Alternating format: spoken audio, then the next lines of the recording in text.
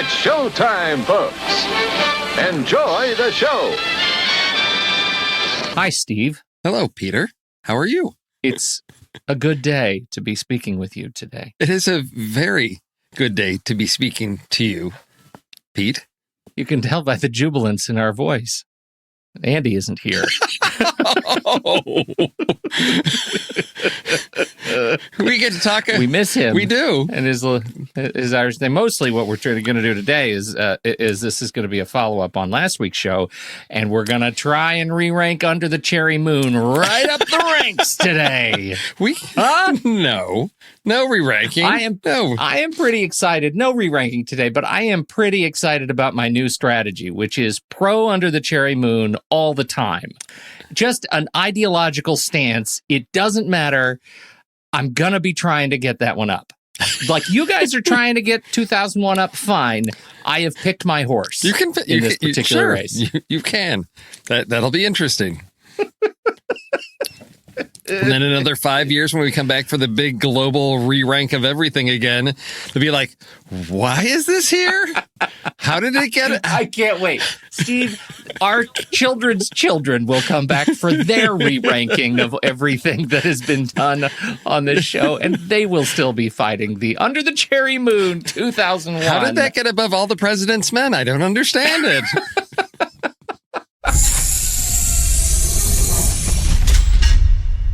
Let's do the patented next reel coronavirus sanity check. Coronavirus sanity check. It's going pretty good. It's an emotional week. My wife had her birthday. Yesterday, my youngest went to school to pick up her cap and gown that she doesn't get to wear, but it's already paid for. So she's got it. So pick that up. Thanks, Dad. Yeah. She recorded a little TikTok, thing. And so it was, but the thing that really got her was when she picked that up, they also gave her the letter that she wrote to herself at the beginning of freshman year. So, and did it say beware the coronavirus in it at any point? Nothing about coronavirus, but it was, that 4-year span. So you change so much over the course of high school. So some of it was bittersweet, like, oh my gosh, I can't believe I liked those things. And oh yeah. So it's been a little emotional roller coaster, but everybody's healthy. I don't think we've left the house, like 1 or 2 things go out to get something, but everybody's good. Everybody can, head to their room and close the door if we need space from each other. So we've got that. If it's just like, no, I'm done, or to go sit out in the backyard. I need to get some fresh air. So no, that's good. Yeah, no injuries, no battles, any of that. So we're on the cusp of having that level of complete freedom from disintegration of social norms. We're not quite there yet. We've still got some buttons that can be pushed in the younger ranks that do cause some issues. Sure. But the announcements were hard. I think maybe, I don't know if I don't want to speak for it. Harder for me, but just watching, like you said, watching the senior year just sort of fritter away. Yes. It was hard. Getting the final letter where they said, you're not coming back ever. We're just not. We're throwing in the towel on this one.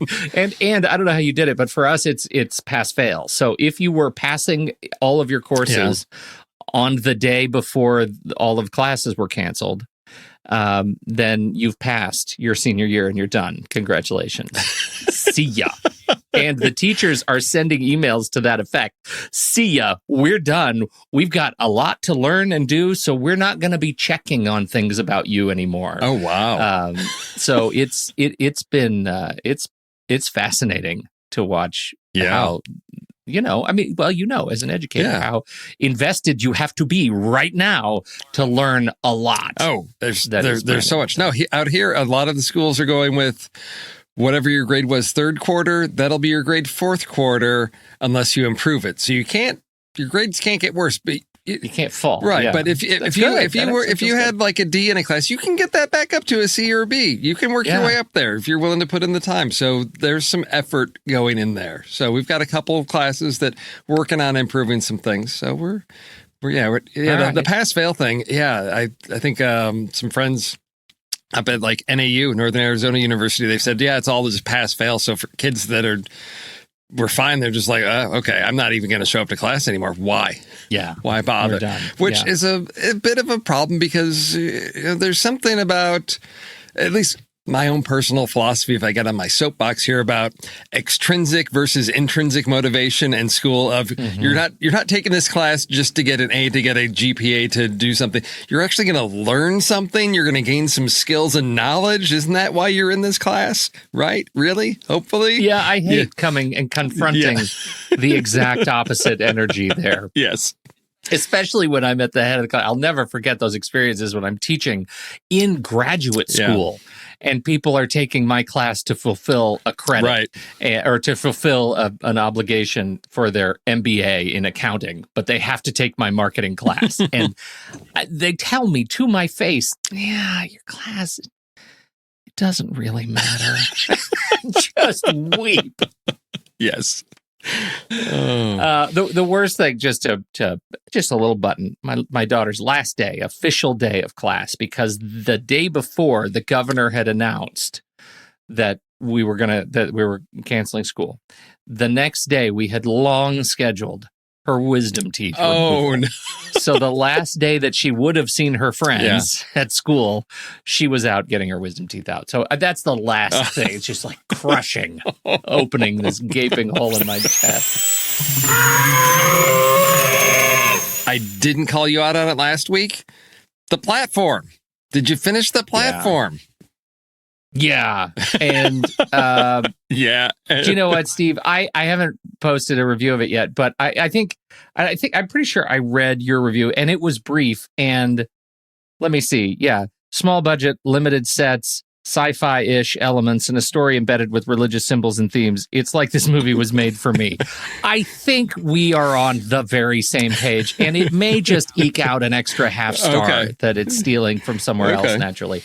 I found myself kind of addicted to the movie once I finished it. I couldn't stop thinking about it, and it was one of those things where I really would imagine, like when I would serve dinner to the family, and I would bring plates to the table, and I would bring them straight down, right? Just over their heads. Straight down. Here, this is it. This is your portion. That's all you need for today. That's it. It was an incredibly refreshing way to revisit a lot of the really contemporary political issues that we're seeing play out in the media, the class issues. It's just these horrific stuff, and the incredibly dynamic kind of one-room set movies that I just adore. Yeah. So this mashup was super compelling for me. I really want to do a series that captures this and Cube and whatever else we can find. Saw, I don't know, but it was delightful. Oh, good. So, yes, thank you for following up on that. I recommend this movie for people like us. There you go. Because you said you were gonna go straight from here to watch that, and you need to hold you accountable. And I made good. You made good. All right. I made good. I need to post a review on it. Andy got on me the other day because I had that little rush, and then I'm also me, and I know. What are you gonna do? No, it's the same. I was looking at my letterbox and I saw, because when I go watch stuff for like Film Board or Trailer Rewind, I don't want to put my review in there to be like a spoiler before the show posts. And then I never come back around to it because I'm like, I know I saw this. This was a Film Board. Why is there no review in there? I saw yesterday, just, recently. Why is there no review? Oh, yeah, because I was going to come back to it after and just never do. So when I'm at home, if I watch it, as soon as I finish watching, open up the laptop, letterboxd, boom, there it is. So see, that is my number one feature request for yesterday. As long as they have this diary feature, I want to be able to pre-schedule, right? Like, that would be amazing. Space and luxury go hand in hand. Indeed, the first 3 letters of space spell spa. Some would say that's a linguistic coincidence, but Herman Judd believes it's corporate kismet, which is why Herman Judd put a spa hotel in space. We've picked up a new show. And it is not a show that I would have imagined sitting down to watch. It is Avenue 5. Do you know about this? Yes, because Oddly enough, I had just watched. No, it was okay. The week before that premiered on HBO, I had watched Aniara for Trailer Rewind, which is about a ship that's on its way from one planet to another that gets knocked off course and is lost. Yeah. And so I'd watched that, and then my wife and I are watching the first episode of Avenue 5, and she's like, is this like the comedy remake of Aniara? What is this thing? Let me correct her on one point. It's not always a comedy remake of Aniara. No, we finished Avenue 5 and loved it. Loved it. Yes. It is so weird, my feelings about the show. I can't say, massive fan of Armando Iannucci. Yes. Massive fan of his style of humor. And Hugh Laurie, what are you going to do? Yeah. He's incredible. So the cast is amazing. Josh Gad, Zach Woods as... how to describe... Jack Woods as a nihilist cruise manager. Right, yeah, exactly. Yeah. He's exceptional. He's absolutely exceptional. This whole cast, but Himesh Patel is in it as the saddest stand-up comedian, literally at this point in the universe. Yes. And so this show has it is enrapturing. I find it. I watch an episode every night. I don't want to watch more because I think it'll be depressing. And but I also can't avoid a night, and it's going to end at this rate tomorrow night. Oh yeah. And I find myself really sad. I'm really weirdly connected to this just incredibly stupid journey that they're on. Well, I just love how they've picked up the growing cloud of debris around the ship. That's starts with just one or two things, awful. And then just keeps growing and growing until it's just a little cloud. And then he lights it up with lasers, and it makes it beautiful again. It's just beautiful. Oh, yeah. And who is it who plays the woman? Is it on the ground control? Rav. She's exceptional. Yes, and it induces my anxiety just every time I watch her. She is amazing. Jazz? Is it Jazz? It's hard to see because her hair is not triangular. True. Yes. But I believe, and I'm not sure that's her. Anyway, it's a surprisingly great show, and there are only 9 episodes, and if you have some patience with it, I think that's the thing. Have a little patience. If you don't get the humor right away, give it 2 episodes. And see if you get through it. I've really enjoyed that. Everybody has that game that they fell in love with because they make an impact. Those games were somebody's legacy. Well, this is my legacy. Our legacy. Our legacy, whatever. It's not my legacy. So I took your recommendation and then went and just blazed through Mythic Quest, Raven's Banquet. Tell me, come on, what'd you think? I can't not. Everybody, I'm recommending this. I'm like, you have to watch this, particularly people that are into gaming and things. You have to see this show. You have to watch this. Yes. I won't tell you much because I don't want to give away and ruin some of these jokes, but just go watch this thing. Okay, opinion, hot take. I think whatever you think of episode 1, episode 2, I don't care. Watch through episode 5. Oh, yes. It's transformational. Oh, yes. It is exceptional viewing. Oh. And that one I think was written and directed by Rob McElhaney. Yes. Which was, it's just the whole show. No, but that episode alone and it's not an hour-long drama. These are 20, 30 minutes. And I thought, they packed so much character, so much story into a little tiny half-hour episode. I thought, you don't see that on TV anymore. Introduce characters, go along a whole journey within 30 minutes, and just gets you right. Oh, yeah, powerful. Dinner party.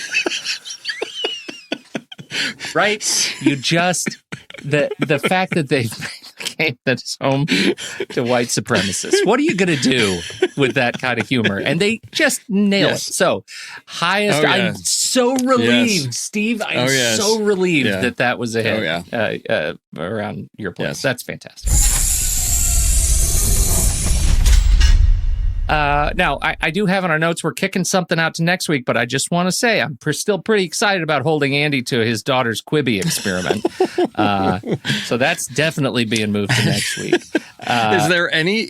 I mean, what's the buzz out there about Quibi and the shows on there? Because I haven't seen much of anything. I saw in the trailers there was, as I was looking for a trailer for today, there was one for a Anna Kendrick thing where it's Dummy. Yes, which in the article I read said this is something that looks like one of those ridiculous sketches from 30 Rock, and I thought, oh, okay, what? Well, but don't worry, they've made a whole feature-length film out of it that you can only watch in 10-minute chunks. Oh, it sounds delightful. Yeah. The thing that's hardest to believe is that they've actually paired Anna Kendrick and Donald Logue as love interests. And I'm sorry. Talking sex doll, okay, but those two, no thank you. I don't like it here. Everybody's up to something.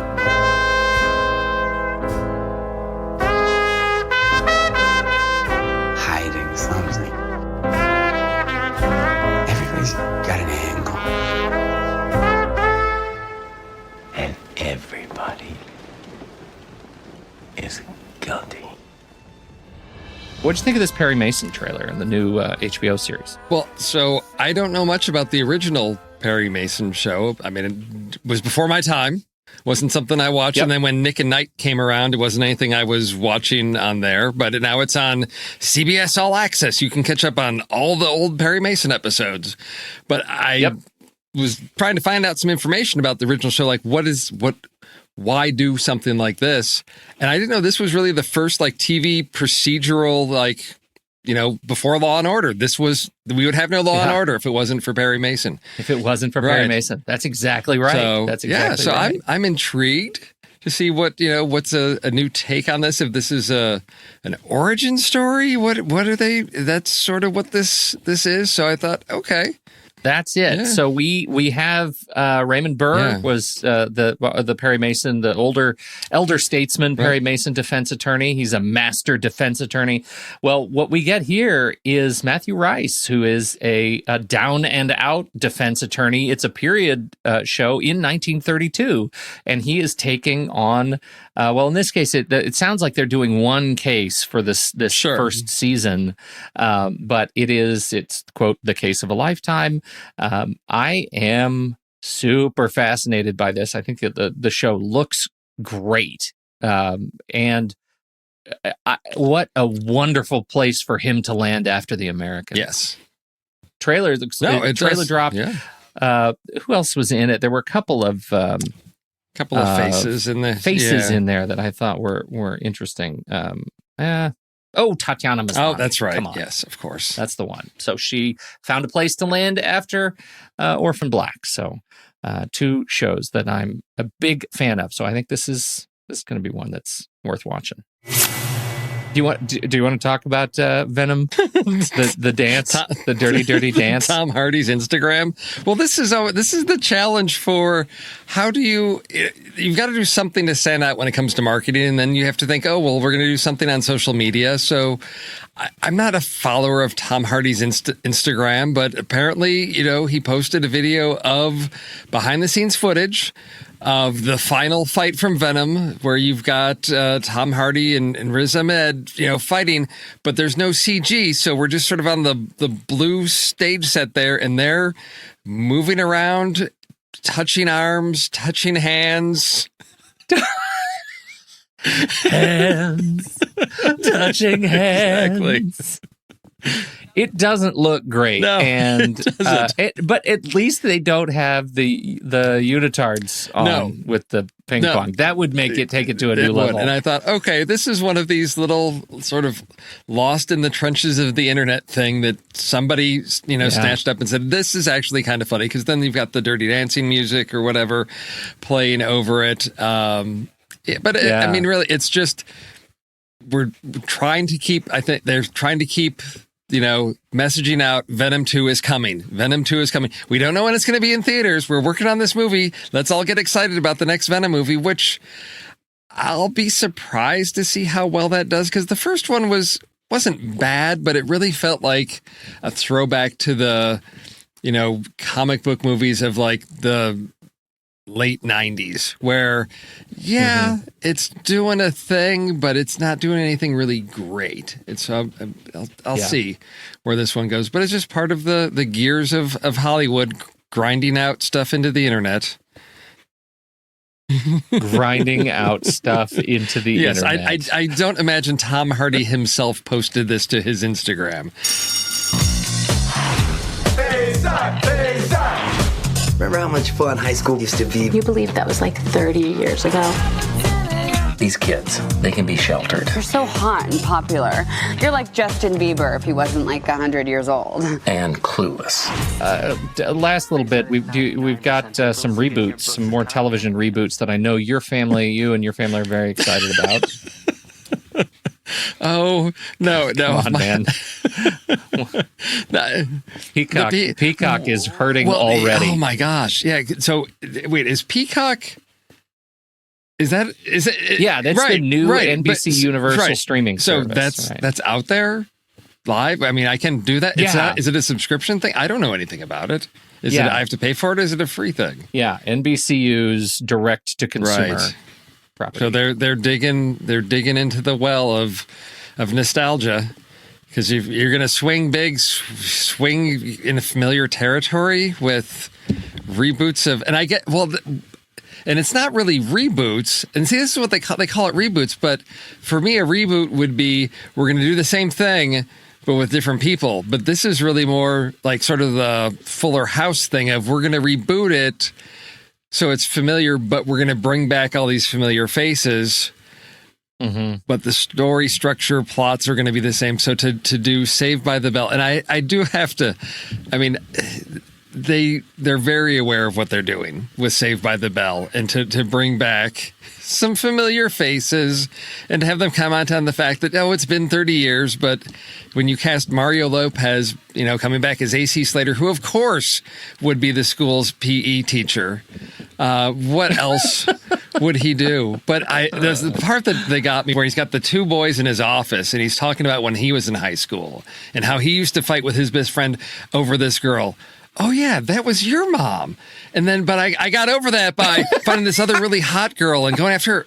Oh, wait, that was your mom. That was your mom. Yeah. It is a love letter to Cousin Oliver's everywhere, right? I mean, it is just...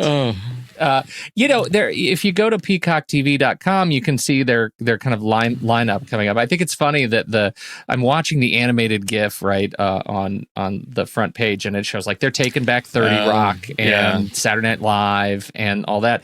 But the movies that they have popping up are like Moonrise Kingdom and Lost in Translation. Whoa, okay. And, wow. Interesting. Right, yeah. E.T. is popping up here now. The Care Bears is going to be a show that they're excited about. Real Housewives of Dallas. So, I mean, it's the NBC properties, and it is free, as they say, as a bird. Premium plan for $4.99. I assume no ads. Okay. And they're really leaning in on this peacock. Yeah. This is an actual photo of a real peacock, and peacocks up closer. Shiny, but not kind looking. No. Those feet are dangerous weapons. Yes, they are. You scroll too far and you're looking at a velociraptor. Is that the last bit of news we have for today? I mean, unless we wanted to kick Disney while they're down a little bit. Go ahead. They're worth $1 billion. Well, they're worth many billions, but about $500 million less than Netflix right now, which baffled and surprised me because I thought, well, Netflix does streaming, but Disney does everything. I mean, they've got the merchandise, they've got the parks, they've got, everything. But somehow Netflix and their stock price bumped up to 400 and something per share, and it set them about $500 million ahead of Disney in their overall, valuation here. So it's take that, Disney. This is the race, the Apple Google race, the Disney Netflix race. This one surprises me, I think. More than the tech giants. That's yeah. 'Cause, I mean, well, and I thought, oh well, Netflix is well, no, Disney's international. Disney's international, right? So, in fact, Disney is more international than Netflix. Right, exactly. But I guess it's, again, this is how, the stock market, it's all about speculation and value. And well, everybody's at home streaming Netflix. Nobody's going into the Disney parks. Nobody's going into the theaters to see the Disney movies. But Steve, what about Disney's stake in Hulu? Doesn't that send them over the top? I don't understand it either. Because, and this is what has completely always baffled me about Netflix's model. If everyone becomes a subscriber, if everybody on the planet is a subscriber, they're at peak. They can't make any more money. That's it. Disney they could create more shows. They could spend more money. Yeah. But once everybody's a subscriber, you've maxed out your capitalism. You cannot create more. You can't have people buy more Netflix. Whereas Disney can always, we've made every single movie. We're going to create more, and we're going to sell you more stuffed animals, and we're going to sell you more backpacks and everything. And there's always more to come back to. Netflix, I don't. It is getting harder to see what the next transition is, right? Is it because they had the DVD to streaming transition, and then there was a period where you'd have to pay a little bit more for high def, right? When they went to HD, and now it's pretty much if they have it on 4K, 8K, whatever. If you have a device, it'll get there. And I think they have the multi-account or multi-screen plans you pay a little bit more for, but it's hard to see what they could ask me to pay them more for now. I'm pretty satisfied. I was not satisfied with DVDs. I was very much looking forward to cutting that part out of my life.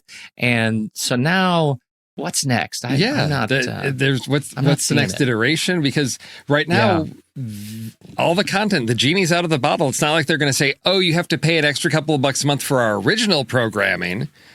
You're like, oh, you want to watch Stranger Things, season 4? You're going to have to pay an extra $3 a month. You're going to have to be on the $18 plan. Nope, because people will, anytime they've raised their rate, there's always, a cry and hue from the crowd of like, how dare you charge me an extra $2? You haven't raised your rates in 6 years. Well, yeah, right. Okay, it's another $2, buddy. It's not going to break the bank.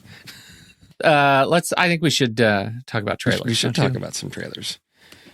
Feels like we each picked the wrong trailer. We picked each other's trailers. Is that what happened? I think we might have done that. Would you like to go first? I'll go first with. Of course you do. I picked first. I'll go with but this is still right in my zone. But the story of a young NASA JPL scientist. I didn't get that from the trailer. I thought he was a high school kid.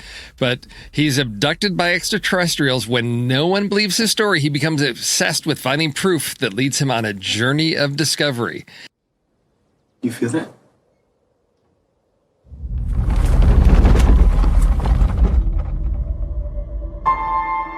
What's your name? Isaac. Cyprus. So, Isaac, can you tell us what happened that afternoon? A meteorite with smoke trailing behind it appeared over the skies of Los Angeles yesterday. Isaac, where you been? You got a minute? I want to show you something. You're saying this is real?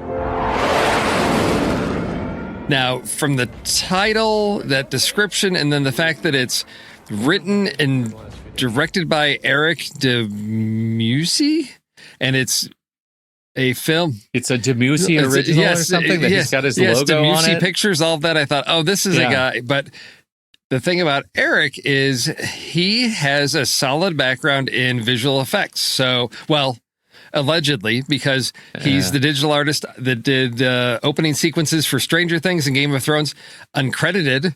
Because, where would you credit the digital artist that does your title sequences? There's no place. But Stranger Things, Game of Thrones, Justified. So background in the whole effects thing. He's written and directed some shorts. So then as I watched the trailer, I was like, this has a good look to it. I'm liking this. The story, the beats in the trailer put together well of you've seen something, you've experienced something. People aren't believing it's true, but is it in his head? What's going on? And it just pulled me in. I didn't see any familiar faces in this, which was another thing. And I thought either this trailer is really deceitful and is making this look a lot better than it is, or this is going to be one of those like little small films I love discovering that tackles something really well. and just runs with it. And that's what I'm hoping this is. Proximity coming May 15th, 2020. Yeah, I think it has a really unique look. That's certainly the thing that had me kind of going for it. And it has a little bit of a THX 1138 kind of throwback with the aliens. And the little white suits and all that stuff. The white stuff. Yeah. Yeah, that felt like that was a fond kind of bit of nostalgia for me. So I think it certainly has an interesting look. It could also turn stupid super fast. Everything in the trailer is the first 20 minutes. Did I mention the aliens on bikes? Like it could be. Yes, it could be. That's all the good stuff in the first 20 minutes, and then we've got a whole different story that we're hiding from you, where things go off the rails. But this main actor, what you say his name was? I didn't say. Well, Ryan Masson. Ryan Masson. He looks great in the part. He's somebody who seems to fit the bill. Right? He looks like a scared young scientist. Yes, I bought that. So I think it might be worth a late night viewing. Exactly. Color me curious. Agreed. All right, sir. So I did not intend to do this movie, to pick this trailer the same day that they apparently did an IMDb takeover. Oh, is that? Yeah, I go to IMDb and it's like the first thing that's right on there. That was not my. I thought I was picking it's kind of an underdog trailer this week. It's not an underdog trailer. It's all over. But I'll tell you, it is all over. It's a remake of, I think it was 1983. Is it a remake? Film. It is a remake, apparently, of Valley Girl. Okay. Remember the days when we would make movies about the Valley and we'd be making fun of the people there? And now we're making movies about the Valley and we're making fun of ourselves? Like, that's... When did that happen? I don't know. I was...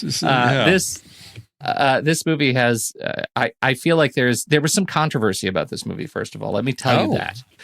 It was originally a theatrical release. It got pushed back right when Logan Paul, who is in this movie, decided to do his stunt, and all of his advertising got pulled, and nobody knew what to do with this movie.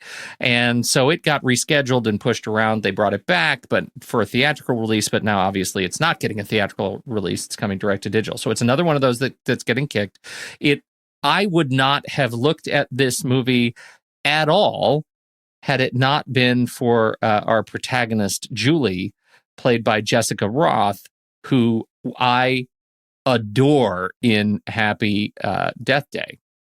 Right. Oh, yes. Yeah. And so I think that this is going to be one that is, by gum, worth checking out. It is tongue-in-cheek look at these kids and their parents in the Valley, and it's full of all of the clothes and the color and the nostalgia, and it could be super stupid, but it also has a young cast that I'm really excited to see on screen together. Peyton List, Mae Whitman, Chloe Bennett, and Alicia Silverstone as the older Julie. I think it is told as a flashback, as far as I can get from the casting. Yes. So Alicia Silverstone is actually playing the older Jessica Roth. Right. Yes. So, and that's the moment I loved in the trailer where, you've got the daughter that comes home, whatever. So mom's going to tell a story. And so we get this flashback, or we get this whole musical number in the mall, and her daughter's like, "Wait, you were dancing and singing on a fountain, singing in the fountain?" And she's like, "Well, that's the way I remember it." And I thought, okay, I love that device for this. This is the whole nostalgia factor of everything was perfect and magical back when we were younger, and that's the way the story is going to be told. So it gives us a reason for doing this wacky Technicolor musical version of the 80s. Yeah, right. So I love that approach to tell this. And I'd wondered, based on the title, I thought, this must be a remake. But then I thought, no, the original's not a musical. The original's not quirky fun like this. So I'm wondering how much of, it's just in name only, and the fact that it's a love story with a guy from, wrong side of the tracks type of thing. Hey, come on, just tell me what happened tonight. Zach and I broke up. Oh my God, sweetie, don't do any of that. We just have no idea what I'm going through. You'd be surprised. I'll tell you a story. See the people walking down the street. They don't know where they want to go, but they're walking You were singing and dancing on a fountain. That's how I remember it. Go-go music really makes us dance. Where should we go now? We go over the hill. To Hollywood.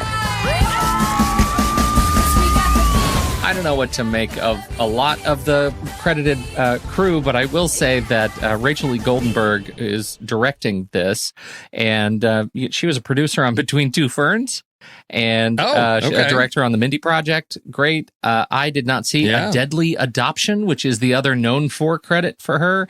She's got a lot of other miniseries like TV credits. So this is one that would be stepping out for a feature for her recently. Yeah. Amy Talkington is the writer behind this one, and my goodness, she got picked for Little Fires Everywhere, which if you read that book, like that adaptation is bound to be fascinating. I haven't seen it yet. I don't know if it dropped yet. I think it's a Hulu or an HBO original miniseries, but that's going to be one worth looking at, and that is kind of her big thing right now. So, really great set of work. Did I say when? I think it was May 8th. Yeah, sometime soon. So I'm assuming direct to streaming, right? That's right. Direct to streaming, and so we should be able to see it. I don't know if they're going to do May 8th in the USA. It drops. I don't know if it's going to be one of those $20 things, or if we're just going to go straight to the $6.99. But this is one that would it would be. This is one that would play well in my house. Here with the ladies would love this. It's a cute little rom-com story, and then with the 80s nostalgia, music, all of that, would be a big hit here. Yeah. So agreed. Looking forward. All right. Yes. What do you want to do now? Let's re-rank some under the chair. Wait. No. What do we have on our list for this week? How'd we do that? We did stuff about movies. Oh, it's at the bottom. We did code names, quiet performances, and elaborate traps, because this was Tinker, Tailor, Soldier, Spy. That's right. So it was a resounding yes for quiet performances. How did you pick your movies with this one? Did you do all silent films? It's the artist, and the artist. I was trying to figure out, because I thought it was like, when it was quiet performances, I was thinking like really like calm, understated performances, but it's really hard to like search for those. Of like, I'm scrolling through lists, I'm like, well, it's not something that's going to stand out. It's not like a scenery chewing performance where it's like, oh, Gary Oldman, of course. No, it's the quiet understatement. So I tried to balance that out of, well, are there characters that, don't talk a lot? Okay, I can maybe find stuff like that. Characters that communicate a lot through a little. Through a little, yes. So that's challenging, because I tried to think, and I came up with a list. So, well, that's good. We should talk about that. We should probably talk about it. But I wasn't like, oh, I'm going to do all silent movies or all, or movies with no dialogue at all, where, there's things out there, but it was a bit of a challenge. So I went with, I guess, characters, it ended up being characters that don't speak much. Okay. And a lot of the performance comes out of physicality of things that happen. And there's different reasons why these characters don't have a lot to say. Mm-hmm. Well, why don't you give us your first pick? It's time. Okay. Well, yeah. I was struggling to come up with some backups, because I thought if Andy's here, I'm like, some of these are going to get, at least one of these is going to get taken right away. So I put a ringer in there that I thought, okay, no one will take this one, right? So we'll see. Okay. But that's on the backup. We'll see if there's a steal. So I'm going to start with a film that I just stumbled across on Netflix several years ago, and it is a very visually powerful film. And again, not a lot of dialogue, because we're just following a character who has really no name. He's in the credits, he's known as One Eye. And this is Mads Mikkelsen in Valhalla Rising, which is sort of a mythic origin tale for Odin, I think.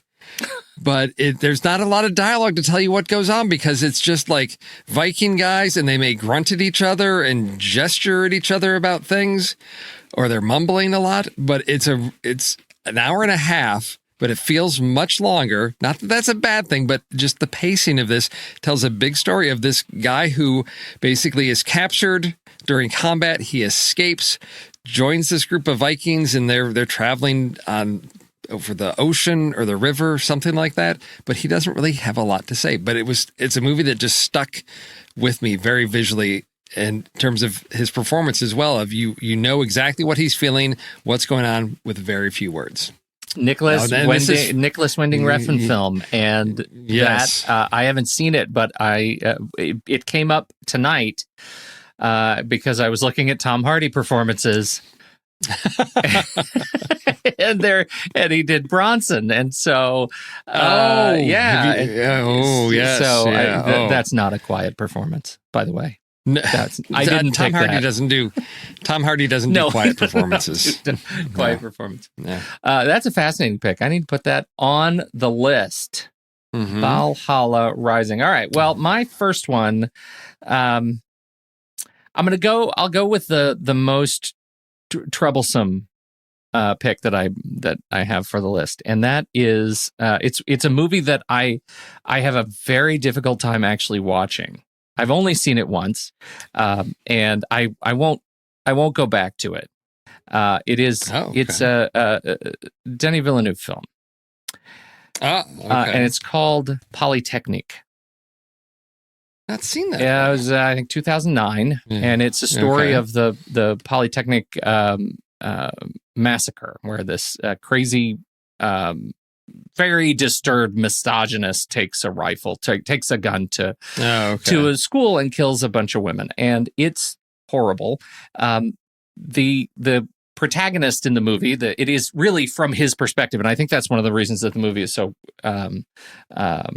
controversial, because it's from him. We get this sort of a monologue in the beginning as he's cleaning up his house. He's also writing his letter because he knows he's committing suicide by police. And the actor Maxime Godet is just incredible. It is one of the most incredible performances that I really never want to see again. And he's just in a world of hurt, and is really powerfully sort of invited to demonstrate that on this film. It's shot in black and white out of respect for the survivors and the parents, to not show any blood. That the black and white experience is haunting, as you can imagine. There is so much of this character that he exudes in just pain, and that I think is it makes the film certainly provocative, and it's not one to watch if you don't want to deal with more of this stuff that we have in schools all the time right now. That's a real reality. So it's not great, but the performance is one that immediately jumped out to me. It's a grotesque of the theme. Okay. So it's probably one that I would love to jump into Denny's work again, but I just finished the whole Vengeance trilogy. Yeah. Last night, so I really don't need more of that type of stuff right now. Well, you don't have any other Denny's on your list, do you? No, I don't have any. Right. So I was going to use this as a chance to talk Blade Runner 2049, because I searched our archives and we've talked about Blade Runner 2049 a lot, but it's never made it onto a list. Even though we've done the movie, there are some great stoic performances in that movie, and so I went back with Polytechnic. You could just say Ryan Gosling. Watch him sit there and emote, right? Yes. So, all right. Oh, the other cool thing about Polytechnic, and I saw it in French, but it's one of those that was shot in French and English at the same time. And so I've never seen the English version of it. I saw it in French subtitled, and I don't know if it would be, I don't really want to see it, but you should know that if you are interested in this movie, it should be available in two versions. So there you go. Okay, so then I don't have to be the typical American complaining about, it's in subtitles. We don't I have to read movies. 1 star. I was going to put that on a shirt with the Amazon smile. We just talked about this. Oh. I had a whole plan. Yes. And then what happened? Merch, come on. I stopped thinking about it. So, inertia. Inertia. That's a great idea. It's the next morning. Oh, okay. No. Out of steam. No. What's your next one? Okay. So another film with a character that doesn't speak much and doesn't have a name as well. And this one, I didn't realize this, but this is 2013 Jonathan Glazer, Scarlett Johansson as the female in Under the Skin. And it's a steal. Oh, I did not know if you'd seen that one. I believe that one is not on our list. No one has picked it. We have talked about it. No one's ever picked. But no one's ever picked that for. Well, where would you put that? That's one of the things. Yeah, no, that's one of those films where I'd heard great things, and it's got some great visuals that I'd seen like in the trailer and all that, and then I was along for this ride, and then it just kept going and getting stranger and stranger, and then the end happens, and I thought, what's going on? This is amazing. Yeah, that's what I think about sometimes when I'm trying to go to sleep. I have heard that line, "Come to me." Just over and over on headphones, and it puts me right to sleep. It's so calm. It's so calming. So calming. Well, my second pick, since I can't do that one, that was a bona fide steal, like number 2. Seriously, already in the notes, because I thought surely Steve won't pick that. Is this is one that I came too late. I didn't want to see it in the theater. I thought it looked like a snooze. And then I don't know, Andy started doing another series of this guy, and I thought I can't not have seen this by the time he gets here. And so I did All Is Lost. Okay. And old Robbie Redford, little Robbie Redford, sure did make something of himself, don't you think? There's a guy he did. With chops, even when it's just him acting against a boat. He's able to be just handsome and fantastic. So I did not find it as much as a snooze as I thought I would. I actually quite enjoyed it. I think he did a great job. It's not a movie I'm going to watch all the time, but in terms of old men and boat movies, right at the top. And see, it's been on my list, and it was on Hulu for a long time. And I said, I'm going to sit down and watch this. Oh, it's like 8:30. If I start this, I'm not gonna be awake much longer. True. So, okay. Speaking of little Robbie Redford, as I was going back to Perry Mason, there's a video on YouTube from CBS All Access about how Perry Mason, the show, created the crime procedural, and there's clips, and they talk about this is this long running show, and they had guest actors because it was very episodic, and each episode stood alone. And episode 1 of season 4, there's a clip. There's good old very young looking Robert Redford on the stand as a witness, and I thought, has he been around forever? No, he has really been around forever since movie started. Yeah. Yes, he's been there. Yeah. Wow. He really crosses many generations. Yes, he does. My last movie, is this my last pick? Do I get to do my last pick first? Well, Steve, we spent so much time talking about Robert Redford that I went ahead and assumed that was your pick. Just Robert Redford. Robert Redford? No. Because he's always so quiet. So quiet. No. Yeah, please. Go ahead. No, you. Okay, because it's probably going to be a steal. How can it not be a steal? Because when you talk about quiet performances, when an actress gets an Academy Award for playing a character that doesn't speak much, I mean, other than voiceover narration in the piano, that's going to be my number 1 pick for quiet performances. Okay. We're going to do Holly Hunter then. Steve. Okay, fine. All right, let me just write that down. And now let me go to the backup. You piece of... I have to go back to one that I had in my head that I didn't even write down because I thought surely I'm not going to get there. But then two steals back to back. I can't and if believe Andy was it. here, you'd and have nothing. I have been thinking about the piano so much. I've been in there playing it on my own piano. It's fantastic. And so I need to pick instead Oh, I've got one that'd be perfect for Stop. your number You one. just shut up. Nobody, one of my backups. Literally nobody is asking you right now because I'm the only one here and nobody cares about your next pick. So I have two different picks that I could go with. I think I am going to go with one that I found, little Johnny Depp. The guy I feel for him. I hear he's bankrupt now. I hear things have just come off the rails. But you've heard about the twist in that now, right? No, I know no twist. The whole the divorce proceedings and everything, because there was the accusations against him and she's getting all this money. Well, now there's court documents that have said, oh, no, she was the one abusing him.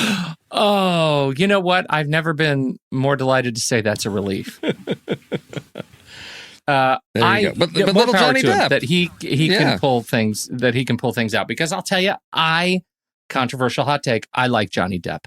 What's not to love about Johnny Depp? Man, he's just talk about a guy who's been around so long. Is it his scissor hands? It is his scissor hands that get you. I was just going to make a joke before the whole that he was abused thing. I was going to say he should have banked some of that scissor hands money, that sweet scissor hands money, but he cut it all up. That movie, I remember my experience of seeing that movie in the theater, and I think it was the first sort of Romeo Juliet love story or Beauty and the Beast kind of love story that I saw in the theater as a kid that was a new property to me. And it made an impact. No kidding. It was great. And he has consistently been in, with the exception of Fantastic Beasts, which kind of let it go. Let it go, Harry Potter. With the exception of that, I just everything that he does, I find some way to get into it. I don't want to talk about Mordecai, but I will talk about Tusk. So I'll even talk about Transcendence. Okay. There is, I don't want to talk about Lone Ranger. Okay, so there are things that he does that I really like. Right. Let me back this up. I like most of what he does, and there are also some bad choices. So there you go. Oh, yeah. No, and I also saw Edward Scissorhands in the theater, and my reaction was, good Lord, who's been feeding Anthony Michael Hall steroids? What happened to him? That was dramatic. Yes. Because I was like, I just saw him in the Breakfast Club a couple years ago. What's going on? Yeah. And then he went and did the next time I saw him in something big, it was The Dead Zone on TV, and he had a cane, and I was like, no, he took too much growth serum. That's what happened. All his joints popped. So that's my list. Edward Scissorhands, I'm going to wrap it up with. I can't believe you got a double steal and Andy isn't even here. Yeah. Wow. Gruesome. Good list. You feel good?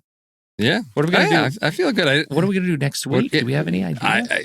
Andy's not here to keep us on the rails. What are you supposed to be talking about? What's the show next week? Well, I believe. Are you done with your John the Jolika? Yeah, we're done with the Jolika films, and so we are starting up a new series, the films of Agnieszka Holland. And we're starting with our first, because we were doing 3 films from Agnieszka Holland, Polish director. She's amazing, and we're starting with 2 back-to-back Holocaust movies. Have you seen Europa? Maybe. A long time ago in the 90s when it came out. Okay, so I'm trying to remember. This one is Szalamun Perel is he's a young man, and he is a Jew living in a Polish village, and the Nazis, the rise of the Nazis, and he then he goes on the run, and it's a Pilgrim's Progress story, right? It's a journey as he pretends to be, different sort of nationalities and races to get home again. And he spends a lot of his time as a Nazi youth, like 4 or 5 years in uniform as a Nazi, because he's found without papers, but he has a striking jaw and he's able to fool them. And he becomes a Russian interpreter because he speaks Russian for the Nazis. And so we go to war with him, and we get the whole experience until and it is, it's one of those that I find, in terms of Holocaust movies, I characterize this probably mistakenly as an easy Holocaust movie to kind of fall in love with. There's some hard stuff to watch in it, certainly some difficult imagery. Certainly the whole concept is terrible, but our protagonist in this movie is great. His journey is, I think, really ends up being being quite interesting to watch. So with that in mind, I mean, we could do Pilgrim's Progress stories, right? We could do stories of those kinds of transformational journeys. Yes, definitely. Okay. And then IMDb will not help because it's a bunch of perverts running the IMDb plot keywords because we've got circumcision, pubic hair, male nudity. Like, what? Really? Bare-chested, it's, barefoot men. Well, here's the male thing, pubic Steve. hair. I'm going to tell you. Hunchbacks, fainting at the sight of blood, hiding in a barrel. That's where we go. Andy would hate us if we did great barrel hiding movies. Movies in which the protagonist hides in the barrel. Are you kidding? Steve, that's got to be our gift from this episode. Can we pick that? Sure. Movies. Oh, we can pick that. That's one of the three. Yes. Protagonist hides in barrel. That is we're a lock for that one. Oh, okay. You talk about the male pubic hair and genitalia. Most of this movie is like without male genitalia, this movie doesn't exist, right? Because the whole thing is he's trying to hide his penis so they can't see that he's circumcised. And so this movie has a central protagonist penis. I don't think that should be our pick, but it's important to note if you have trouble with such things, this isn't your movie. That's true. That is very true. All right. Yeah, we don't want to. So we've got, because we've done like World War II, we've done Nazis. Like there's more to this than that. Yeah. And that's the thing. And there is, we've also, I think, done Mistaken Identity.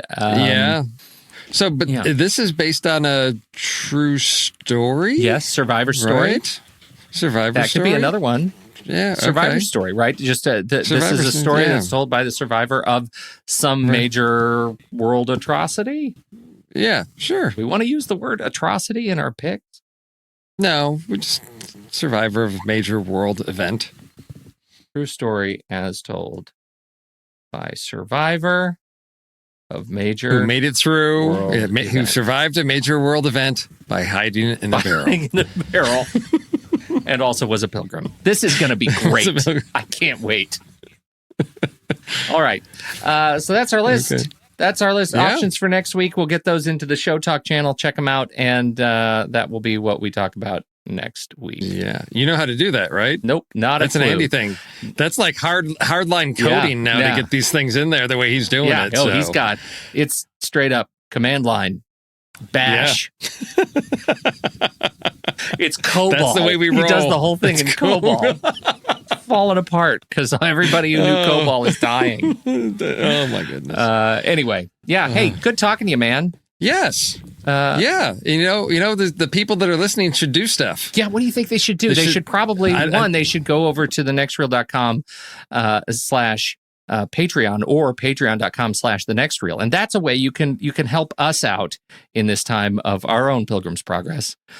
You can support the show. You can support what we do, all of the shows that we do here at The Next Reel. Support hosting, support delivering these podcast audio files to your ears, no matter where you are in the world.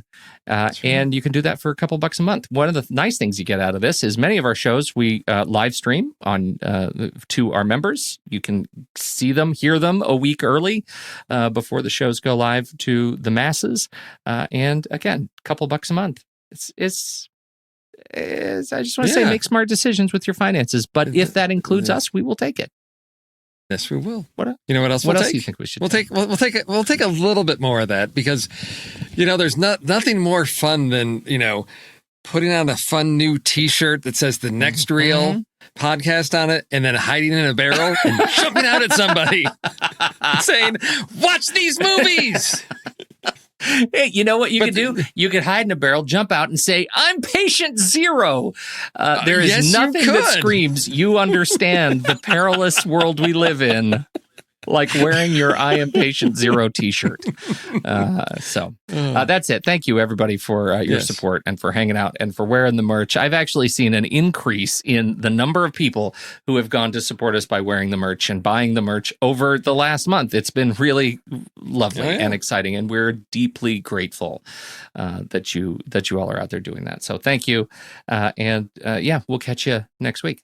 Hondo.